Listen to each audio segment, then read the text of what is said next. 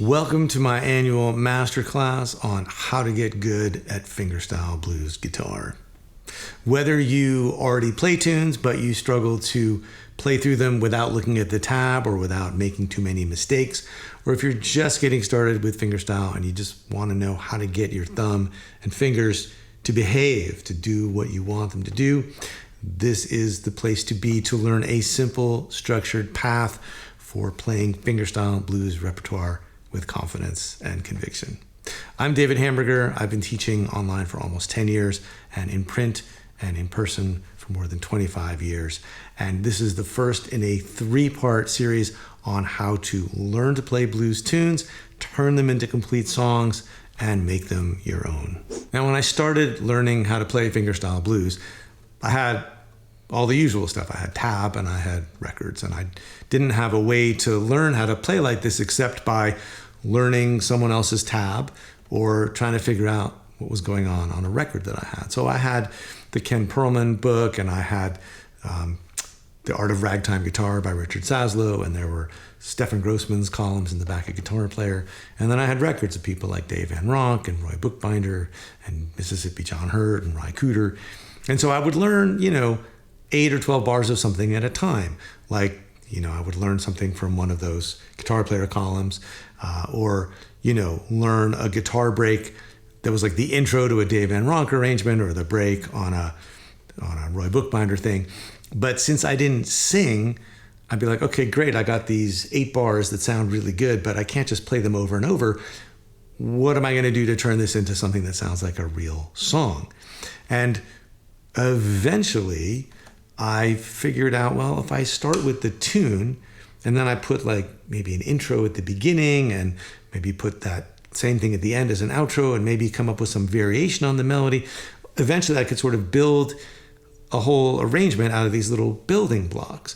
And so instead of starting at the beginning of a tab and working my way all the way through and then trying to memorize this thing, and like maybe it would get really complicated in the middle and I would want to give up because like, well, this is too hard even though the beginning's cool, I started learning songs more from the inside out, just learning the tune and then starting to put stuff around them. And that made it easier to remember because I knew what all the little pieces were. And it also meant that even though I was playing a song that everybody knew, I was sort of coming up with my own version of the song, which felt really cool to me. The goal of this workshop is to show you the essential things you need to know to start turning tunes into complete songs and to play those songs with more confidence. The things that I've learned and that I want to share with you involve a better way to think about working on your right hand and some of those building blocks that you can use to start growing a repertoire of songs that you can just sit down and play, whether you're sitting down to play by yourself or you're getting together to play with friends or you're actually getting up to perform on stage. So when you know how to turn tunes to complete songs, you end up with a repertoire of songs at your fingertips that you can play. You can play with more confidence, you can make fewer mistakes, and ultimately have a body of tunes that feel like this is your personal repertoire. So let's get started. In this video, I want to show you a very specific way to start taking apart what you're doing with your right hand and putting it back together so you can really count on your thumb and fingers doing what it is you want them to do. I like to think of this way of breaking things down as the horizontal 3-step. And right now I'm going to show you exactly how you would use this to learn the first 4 bars of Pony Blues. So the first step of this process is to isolate the bass. Just figure out what the thumb is doing. So if we're playing a 12-bar blues like Pony Blues, which is the song I played on the way into this video, the first 4 bars, we have all this stuff going on.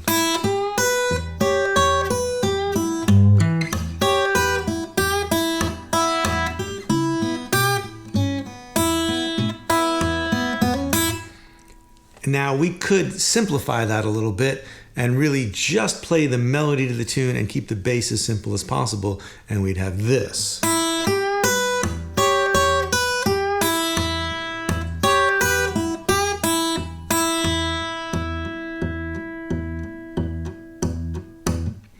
Now, we tend to think of fingerstyle blues as being, well, I got to do this with my thumb and this with my fingers, and then this happens and this happens. All these sort of vertical moves, if you're trying to learn stuff from tab especially, as you move across the page, it's like a bunch of vertical grips. But really, the heart of fingerstyle blues is that there are these 2 things happening horizontally or happening over time. The bass line is unfolding over time, and the melody is unfolding over time. Those are 2 horizontal events. So if the first step is to isolate the bass, the second step would be to isolate the melody, and then the third step would be to start putting all that back together. So if we just isolate the bass, if we just play a simple bass line, it's going to be 4 bars of E, and just playing with the thumb on the downbeats. 1, 2, 3, 4, 2, 2, 3, 4, 3, 2, 3, 4, 4, 2, 3, 4. So great, we've just isolated the bass. That's the first step, just to be able to play the bass on its own. And there are some musical reasons for this. The thumb is basically the entire rhythm section, right? It's telling you the tempo, it's telling you what key we're in, it's telling you what chord we're on, it's even telling you the groove, like in this case that it's got this steady quarter note feel. So that's all really important. The thumb is laying the foundation for everything that we're going to do. And of course, what we're going to do eventually is to play a melody over that bass line. So the next step is to isolate the melody and see what the fingers are doing when they're doing it all by themselves. So the melody to the first line of Pony Blues sounds like this.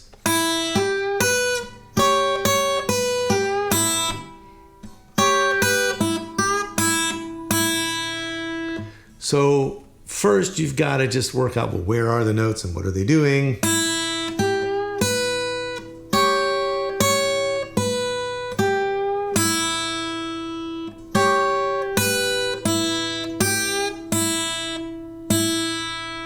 But the very next thing to try and do is to group those notes into phrases. So just like a sentence when you're speaking is made up of shorter phrases, a line of music is often something you can pretty much break down into a set of shorter phrases or shorter musical ideas. And in this case, we really have 3 phrases. We have this opening pickup phrase, followed by this phrase, which is just 5 notes. And then we have a kind of answer to that. It's almost like a variation. So if you can break it down like that, you have now, instead of 1 long thing to remember, you have 3 smaller things to remember, and each one of them is doing a specific job, which can help you to remember what that phrase is. So opening pickup phrase, leading up to this second phrase, and then finally the answer. And so by breaking it down like that, you not only learn, well, where should my left hand fingers go and how am I going to pick them with my right hand, but also if you group them into phrases, you now, just like the thumb is the rhythm section and it's performing a musical function that isolating the thumb can help you to discover, isolating the melody can help you to see where the phrasing is, and knowing the phrasing and having a sort of musical understanding of what the melody is doing can help you to remember that melody and to play it more effectively too. So with the bass laid out horizontally and played with just the thumb, and the melody laid out horizontally, played with the fingers, with the groove in hand, because you know what the thumb is doing to create the groove and the tempo and all of that, and with the melody broken up into these three separate phrases, we can now look at putting the bass and the melody back together. And the way we're going to do that is by using the thumb as kind of this series of landmarks, right? The bass is happening on the beat. 1, 2, 3, 4. And so as we go to play each phrase, we can look at, well, how does that fit over the bass? Now, the pickup phrase at the beginning, the first of those three phrases in the melody, is going to happen before we even get to the thumb. Like 1 and 2 and 3 and 4 and. But the second phrase is going to happen in coordination with the thumb.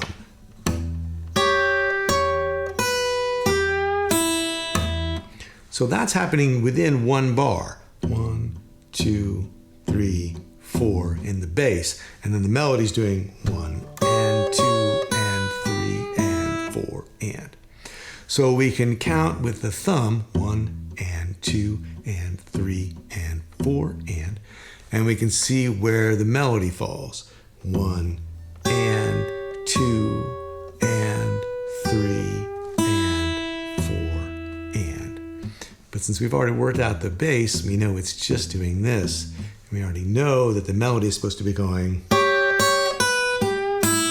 We can think of that as, well, this is this melody over that bass. Now, sometimes it does help to look at it on a page of tab, because then you can kind of see where the thumb and the fingers line up. But you can do it just looking at your guitar and just counting.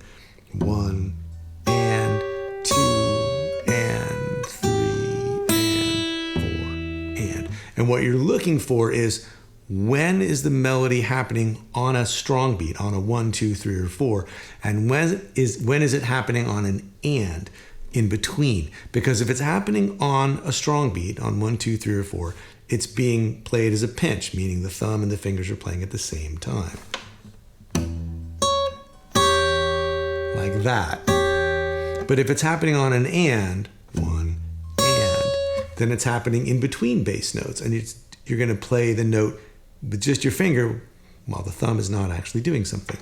So if we've got 1 and 2 and 3 and 4 and, then we're only going to be lined up with the thumb a couple of times.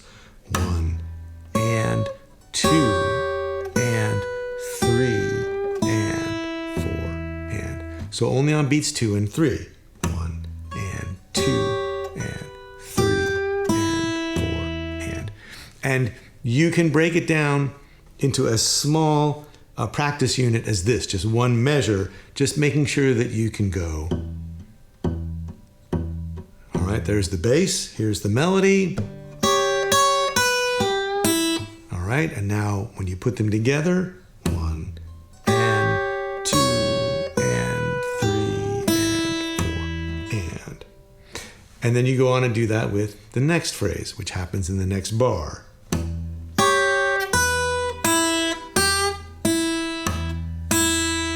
So the bass is still just playing 4 beats, and the melody is going 1 and 2 and 3 and 4 and. So a lot of stuff on the and. So again, we're only going to be pinching. We're playing thumb and fingers at the same time twice. 1 and 2 and 3 and 4 and. And again, you can just practice that one measure on its own.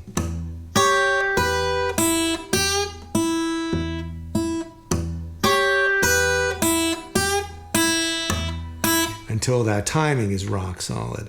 And then you know that you've got your melody synced up with your bass, and you're going to hear that melody and that bass line unfold horizontally together, and they're in sync because you've worked out how the melody lies over that steady bass. And if you break it down and work on it like that, one measure at a time, you'll be able to get it completely solid. And that will create a really strong foundation for playing the complete tune. The other issue is that, of course, what we've done by learning how to play the melody over the bass is create about 10 seconds worth of music, which is not a complete song. So that's why in the next video, I'm going to go over this idea of building blocks and how to start taking the melody of the tune and, by working sort of from the inside out, start to put together something that feels like a more complete arrangement of a song. Now, one of the ways you can do that is by learning how to come up with your own intro for a song based on the chord progression of the song you're playing and the groove that already exists in that song. This can be a really fun and effective thing to do because even with just a couple of building blocks like an intro and the tune itself, you can start to build out something that feels like a complete version of the song. Also, if you learn how to come up with your own intros, that's one of the first and best steps to starting to make a song sound like it's not just a version of the song, but it's your version of the song. Right now, though, it would be great to know a little more about where you're coming from. What does getting good at fingerstyle blues guitar look like to you? What would that mean to be able to play the way that you want to play? Scroll down, let me know in the comments down below. And of course, if you enjoyed this video, hit the like, share it with your friends, and I'll see you in the next one.